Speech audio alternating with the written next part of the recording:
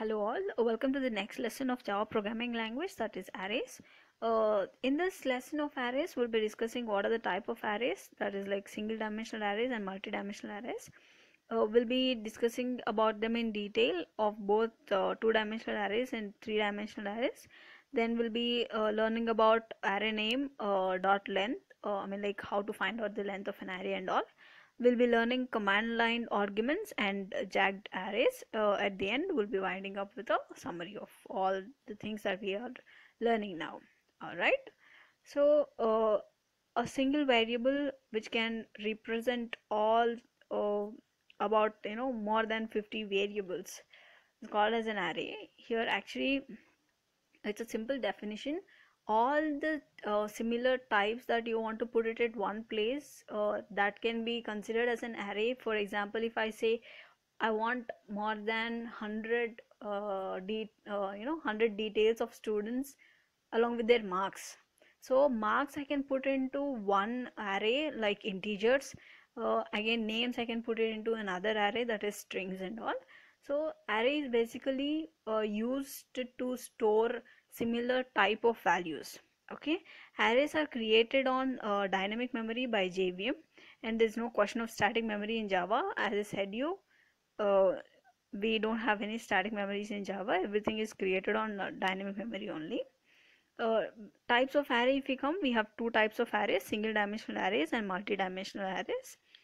When coming to the single dimensional arrays, a one dimensional array is also called as a single dimensional arrays, which is representing one row and a one column. Let us see how can we create the single dimensional arrays. There are few ways of creating the single dimensional arrays as mentioned here. We are declaring one dimensional arrays and directly storing those elements at the time of declaration itself.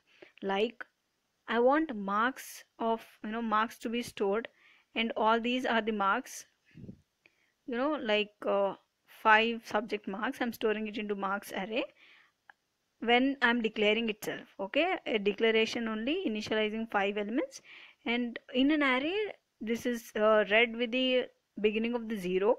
So 0th element of an array is 50, 1th element is 60, and this is the 4th element. This is called I, because marks of I, if I'm including 50 subject marks at one array, then it can be of 0 to 49. If I'm including 100, it can be of 0 to 99 and so on. If you see the second pattern of declaring one dimensional arrays, first then allocate the memory for it, and by using a new operator. If I write int marks of an array, but I'm not assigning any values for this, so only declaration is done, then marks is equal to new marks of int. That means I'm creating a new operator where I have to store 5 values in the array of marks. Okay, this is how what do we say, memory is allocated, and then you can store 5 subject marks into the array of marks. Okay, and these two statements, this one and this one, can be written into one single statement, like marks of uh, is equal to new marks of int. That means I'm storing marks of a student, 5 subject marks, into this array of marks. Okay, if we consider some other examples like float, I'm storing all the salaries of any number of employees, so this will be considered into float, and salary array will be the variable. Here character array to store any number of characters, and even to store you can even give like this, as we did here with the same case, and then string arrays to store any number of names. All right, when you come for alternative way of writing one dimensional arrays, we can write these one dimensional arrays in any other ways. For example, uh, pair of square braces we can write, like if I want to store float of salaries, salary arrays, all these can be the salaries. I can also write it like this, keeping this arrays this side and the variable this side, and store the same floating values.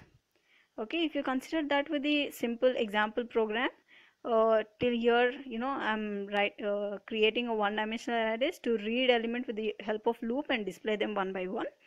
So public static void main, where main of a program starts, and declaring the array ARR and storing all these marks using a for loop until and unless I is less than or equal to 5, all the elements in an array have to be displayed. Okay, this is the output that you get, since 50 being the first element and I is 50, I value here is 1, and once you increment it will become 2 and all. So till all the 5 values you'll satisfy the condition and then give the output. This is how you get the output. How come we are getting one by one? Is like by using slash n, that is the next line, um, uh, what do we say, statement that we use. Okay, multi-dimensional arrays, this is again of 2-dimensional, 3-dimensional, 4-dimensional and so on. So here we'll be only discussing about 2-dimensional and 3-dimensional arrays. Multi-dimensional arrays represent 2-dimensional, 3-dimensional arrays, which are combination of several earlier types obtained by a group. Like you can combine 1-dimensional arrays 2 times, and that is how you get 2-dimensional arrays. And a 2-dimensional array is a combination of 1 or more 1-dimensional arrays, and 3-dimensional arrays a combination of 2 or more 2-dimensional arrays. Okay, when you come for 2-dimensional arrays, this represents several rows or several columns. Like I can include 3 rows 3 columns, or that will become 3-dimensional arrays. 2 rows 2 columns, 2-dimensional arrays. The preceding marks represent 2-dimensional arrays, since it got 3 rows and in each row 5 columns. Okay, creating 2-dimensional arrays. For example, we have 2-dimensional arrays. These are the steps. We can create 2-dimensional arrays and directly store the values at the time of declaration itself. Like this is the 2-dimensional array. Here I'm storing marks of student 1, marks of student 2 and marks of student 3. This is how I store the values into 2-dimensional arrays. And now let us see how the memory allocation for them is done. For value 50, here since this being an empty array, I'm writing values here. I'm not specifying the size. So this will be 0 and 0, this will be 0 and 1. The value here will be incremented, again it will become 2, again it will become 3 and 4. Alright, next row it will be incremented here. So this is row 1, always row 1, and columns will be incremented, and this is row 2. Okay, and this is how you can get an output into an array when you arrange in 2-dimensional arrays. 0 and 0 you get 50, 0 and 1, 0 and 1 you get 60, 60. Okay, when you come for those representations, array declarations, first then allocate memory, first declare and then allocate memory, or otherwise you can even do by using 2 statements, by combining them into single statement, marks, and then giving new integer and along with the size. If we have to look at some other examples, you can use float array and all these are the values. You can use double array, these are the values. You can use byte, where you give the size of byte, or sorry, values of the byte here. When you come for alternative way of writing one-dimensional arrays, we have seen one-dimensional arrays till now writing directly the values during declaration and then otherwise giving the memory allocations. So here we'll be seeing one-dimensional arrays. We can write in pair squares.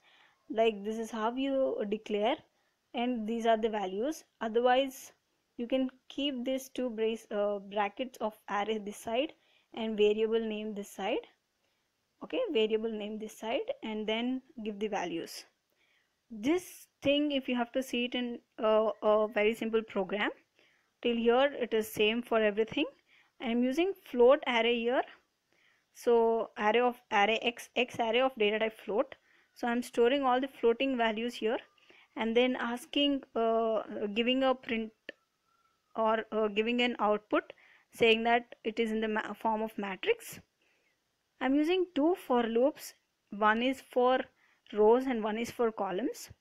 When I say this is row, since we have 1, 2 and 3 rows, we using a condition less than 3, and since we have 1, 2, 3 and 4 columns, we're using less than 4. Okay, uh, completely till this condition satisfies, these loops keeps on iterating, and that is how you get the output. /t to give a tab space in the output section, that you can see here, space everywhere, and that is how you get the output here. All right, so these are the values that you gave here, and they have to be given as an output. So by using these two for loops, you can print them in form of a matrix. Okay, and this is the expected output that you get. These two statements, again I'm repeating, this is how you save your Java program, writing it into a notepad or any other Word document. Then java dot matrix, because my class name is matrix, so matrix dot java I'll be giving, and then this is how I'll be saving the program. Till now, if you have any doubts, please let me know in the comment section. I'll make sure I'll come back and clarify all your questions. Thank you.